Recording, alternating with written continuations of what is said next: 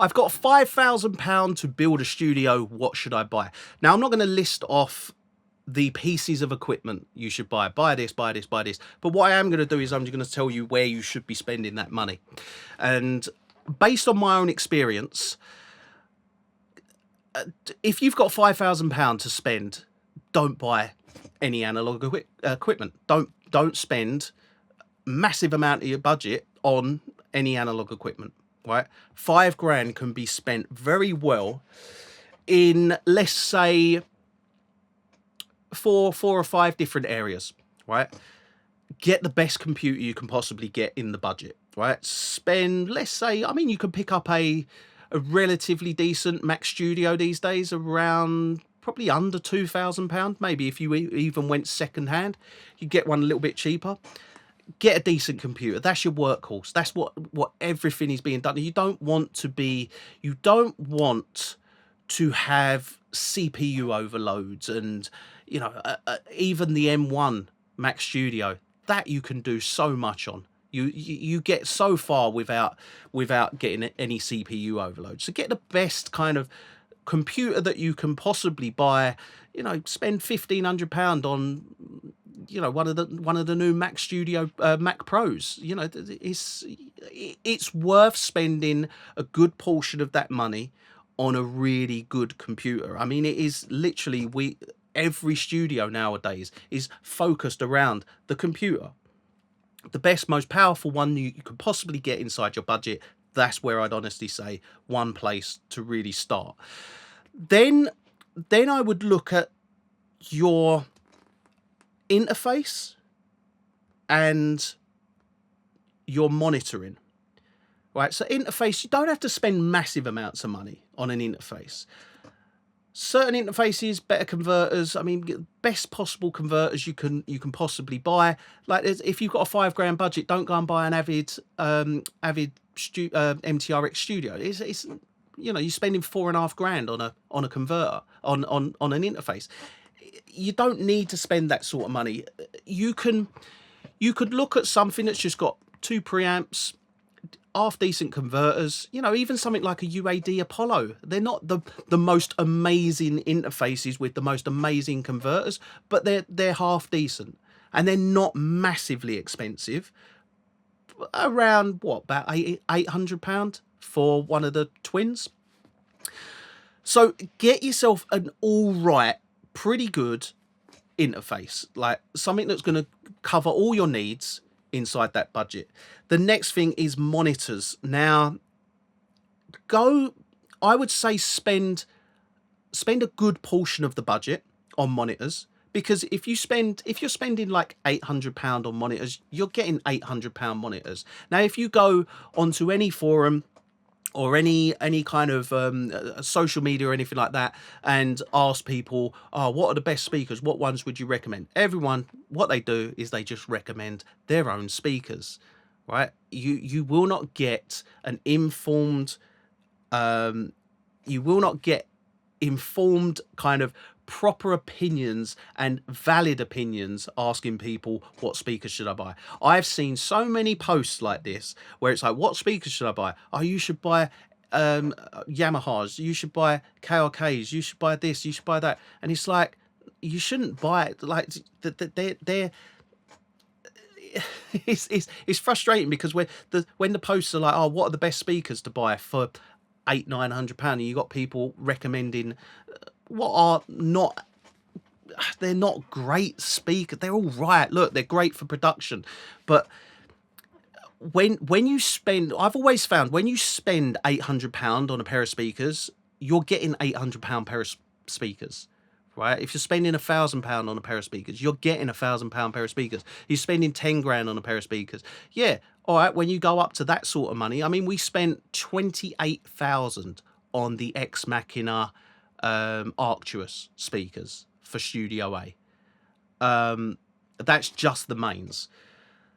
When you get to that sort of money, the difference in quality to speakers for price starts to go like that, and then it will curve out. It will gradually, you know, from 10 grand to 30 grand. There's minimal difference for your money. But when you're looking at £1,000, £2,000. Like if you spent like £2,000 on a pair of speakers, you're going to get decent speakers. So that's one area I would say recommend spending some of that budget on, is get the best speakers within the budget. If I had to put it into priority, let me just answer the last one actually. The other area that I would recommend spending that sort of budget on, spend it on your room. Now this is almost one of the most important aspects, is get yourself a great room. Now you don't have to go out and spend, you know, £500 per acoustic panel. You can build your own panels, and you can build really good panels as well. If you're on a budget of £5,000, go down the hardware shop, buy some CLS frame, build a frame, fabric over the top, rock wall inside. You're good to go. Like it's not 100% ideal, but it's gonna get you the acoustic treatment that you want at a very cheap way of building it. You're gonna have to build it yourself, and often these things look a lot nicer. I mean, it's not going to cost you as much. But if you're looking at spending £500 per panel, it's, you know, that's stupid amounts of money that you're going to have to spend, especially when you're working in a £5,000 budget. So look at building your own acoustic treatment, and also try and do as much research on how to acoustically treat your room. Don't just go, I'll stick a panel there, I'll stick a panel there, I'll put one above me, I'll put one over there. Yeah, that sounds good. Don't do that. Do some research into how to actually acoustically treat your room, because it's so important. Measure the room, take measurements of it, and address it when you see errors in the measurement, address those errors. You can get your room sounding really good on a budget. I've worked with multiple people where we've worked on getting their room to sound far better just by taking measurements and putting panels up and building panels that are purpose built for the room, and for the purpose of what they're actually needed for. So that's where I would spend a fair amount of the budget. Now, in terms of importance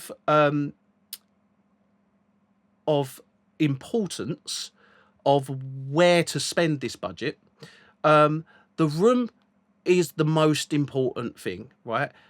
Get a great looking room, you know,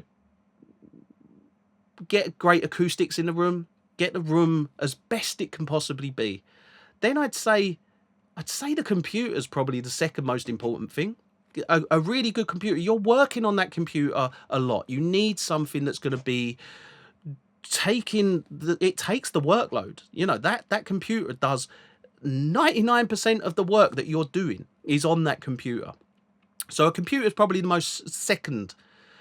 I'd say then the speakers, and then the interface. So speakers and interface, it's a case of, if you got a great room for your inside that £5,000 budget, you had a great computer inside that budget, you had great speakers and a great interface inside that budget, and you spent £5,000 and you had what is essentially, you know, good room, good speakers, good interface, and good computer, you know, you're laughing really. And at £5,000, you can always look. Here's the thing: is treat that as the base, right? And you can always build on from that. You can then add analog pieces of equipment, you know, upgrade the interface. I said before, you can get the Apollo Twin. Now, if you got the Apollo Twin because it fit in the budget, you know, oh, I need more ins and outs, then get the bigger version. Sell the Apollo Twin on eBay. They go like hotcakes. You sell it in minutes. And they keep their value quite well, actually, the Apollo interfaces.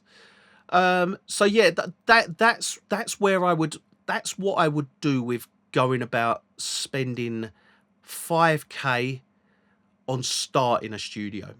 And then from there, I mean, you can go ridiculous amounts of money, you know, but you do it over time.